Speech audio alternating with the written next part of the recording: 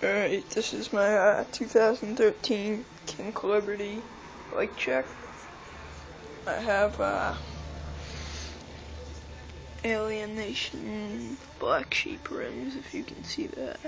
It's G-Sport hubguard with some stock peg. I have Odyssey twisted pedals with I have a Sunday seat clamp, animal seat, 25T Mission sprocket, Mission cranks, Kink Streaf 2.4, Kink Uptown bars with animal headwind grip, ODI bar ends, some random valve caps. Oh, there you can see Black Sheep rims. Yeah, that's like it. I'll show you guys my hub.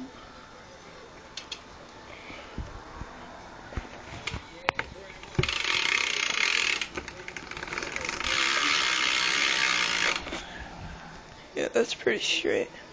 Alright, that's my 2013 Kink Liberty, Mission Converge stem. My bad. That's my 2013 Kink Liberty, bike jet. Thanks. Bye.